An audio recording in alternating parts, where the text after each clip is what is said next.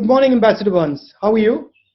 Good morning, Rahul. So nice to see you, and I bring you greetings from all your friends in the United States. And then how are things in Cambridge? Well, we're in lockdown the way India is, and that's a surreal environment and existence for all of us in both India and the United States. Our country's in deep political and existential crisis, and I think that's what's really gripping all of us right now. What do you think is going on in the United States? Why are we seeing these images? In the U.S., we've had a problem of race, of mistreatment of African Americans. Since the beginning of the founding of the country, the first slave ships arrived here in 1619. That's the year before the Pilgrims came from England to settle Massachusetts Bay Colony, where I live now. And you think about our Civil War, fought over slavery. Our greatest, I think, American of the last 100 years is Martin Luther King Jr. He fought battles, peaceful, nonviolent battles, because, of course, his idol, his spiritual idol was Mahatma Gandhi. Yes. He modeled his movement after the Gandhi movement to liberate India from British rule, the peaceful nonviolence. King led us to become a better country. We elected an African-American president, Barack Obama, a man I deeply respect. And yet you see race come back now. You see African-Americans mistreated, this horrible, horrible murder of George Floyd, this young African-American man, by police in Minneapolis, Minnesota. We have millions of Americans trying to protest peacefully, as is our right, as is your right in India. And yet the president treats them all like terrorists. In many ways, India and the United States share many traits. We were both subjects of the British Empire. We both liberated ourselves from that empire in different centuries, but we did. I've always admired India. I've always admired the multiracial, multi-religious aspect of Indian society. And so countries sometimes have to go through a discussion and a political debate about who are we? At the core, what kind of nation are we? We're an immigrant nation. We're a tolerant nation. I mean, I think the thing we share, and I think why our partnership works, is because we are tolerant systems. You mentioned that you're an immigrant nation. We are a very tolerant nation. Our DNA is supposed to be tolerant. We're supposed to accept new ideas. We're supposed to be open. But the surprising thing is that that open DNA is sort of disappeared. I mean, I say this with sadness that I don't see that level of tolerance that I used to see. I don't see it in the United States, and I don't see it in India. I think you've identified a central issue, at least for the United States.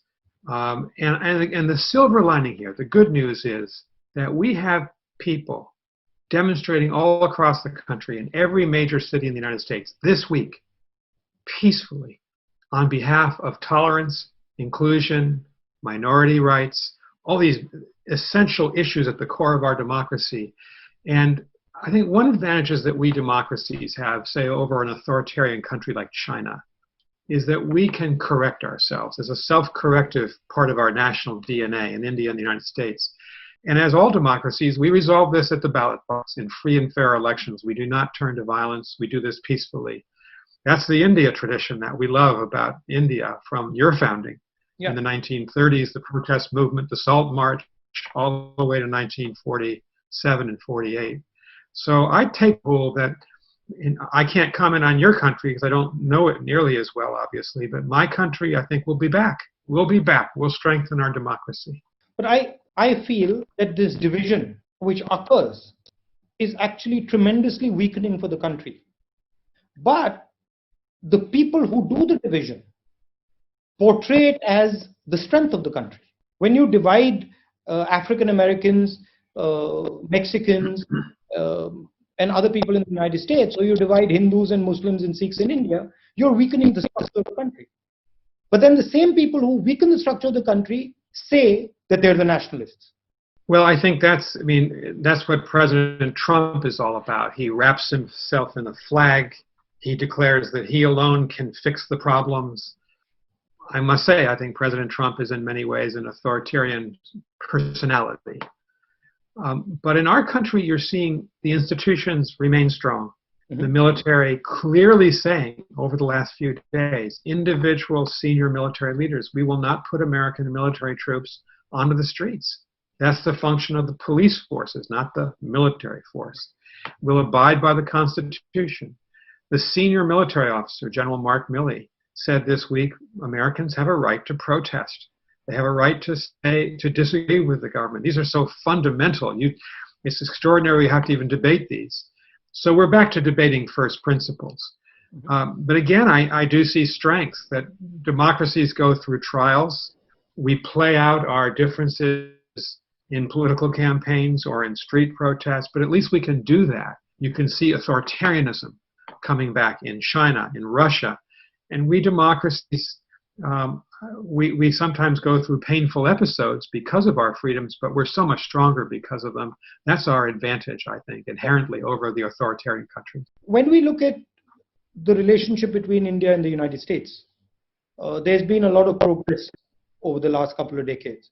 But one of the things I've noticed is that a relationship that used to be a partnership seems to have become very transactional. It's become episodic and transactional, and then a relationship that used to be very broad, education, defense, healthcare, multiple fronts, has sort of focused down mainly on defense. I mean, what do you think about where the relationship between India and the United States is going?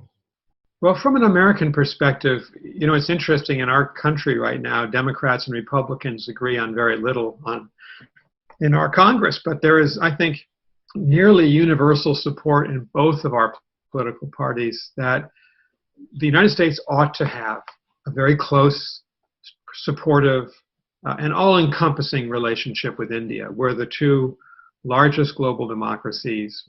I would argue we're the two most important global democracies. The secret weapon in the relationship, I'm sure you'll agree, has been the Indian-American community. It's an extraordinary community in the United States. They started out, lots of engineers and scientists staying on in the 1970s and 80s, becoming doctors in our hospitals. We now have, as you know, senior political leaders in Congress, in state governors, senators who are Indian American. We have Indian Americans in every facet of life. Some of our major tech companies in California, our CEOs are Indian Americans. So I think there's been a maturation of that community, and it's a profound bridge between the two countries. So I'm very hopeful that the U.S. and India, our societies, not just our governments, but our society, very close, intertwined, integrated. And that's a great strength if you think that one of the challenges we face is the coming power of authoritarian countries. I mentioned two before, China and Russia. We never want to fight. We don't want war. But we want to preserve our way of life, and we want to preserve our positions in the world. And that's why I think so much of our relationship is so important between our two countries for that reason. I think the Indian American community is a real asset for us and an asset for you. So it's a joint asset, and it's a good bridge to have. How does one think about that going forward? Well, I think that to mention something you said before, Rahul, our military relationship is very strong. If you think about the U.S.-India naval and Air Force cooperation in the Bay of Bengal and throughout the entire Indian Ocean region, we're really together, and this gives me hope. But you're right, it can't be just about that. And so my advice would be, but I would look forward to your thoughts, is keep the doors open to each other. Lower the restrictions on the movement of peoples between the two countries. I think H-1B visas, where a lot of university, high-tech Indian business people come to the United States on H-1B visas, they've been severely limited in recent years. We simply don't have enough engineers in the United States to run our economy. And India can supply many of those engineers. I'd keep the barriers low. I would encourage the movement of people, encourage university exchanges, and certainly encourage us to be working together on democracy promotion around the world, on science, on public health issues. If there's another pandemic in our future, and there most likely is, of some sort, our two countries could be doing a lot more together in terms of vaccine poorer members of our society. I'd like to see our relationship go in that direction as well. If I look at the history of the United States and I go back over the last century, I see big ideas, right? I see the Marshall Plan. I see how the United States worked with Japan, for example. I see how the United States worked with the Koreans, and these societies were transformed. I don't see that right now. I'll be very blunt with you. I don't see that type of a vision coming from the United States that is transformative. And one doesn't expect regional ideas from the United States. One expects global ideas from the United States. Well, that is a big idea in itself, the search for a big idea. I remember we were working very closely with Prime Minister Manmohan Singh. You'll remember this. Yeah. And our relationship, when I was involved centrally with the Indian government, it really was focused on trade. It was focused on the military relationship. And we were always searching for your big idea. You're right, because we have something very precious in common, and that's our democratic traditions. I still think that finding a way for Indians and Americans and our governments to combine forces to promote human freedom, promote democracy, promote rule of the people in the world, I think that is a powerful idea that Indians and Americans can bring together to the rest of the world. Again, we are not looking for a conflict with China, but we are waging, in a way, a battle of ideas with China. We can't decouple ourselves or de-link ourselves from China. I would love to hear your thoughts on this. I'd say cooperative competition without ever going into violence. Yes, they have a different worldview. Yes, they have an authoritarian worldview. Yes, we have a democratic worldview. And I'm pretty confident that the democratic worldview will do well. But in order to achieve that, that has to start from inside our countries. We can't have a authoritarian perspective internally and then make that argument. That argument has to be made from the foundation of democracy within the country itself, within our countries. And that's where I see the problem, that it becomes very difficult for us to, from our perspective, to make an argument of democracy when our institutions are being torn apart, when our people are scared, when millions of people in our country are terrified of what's going to happen to them.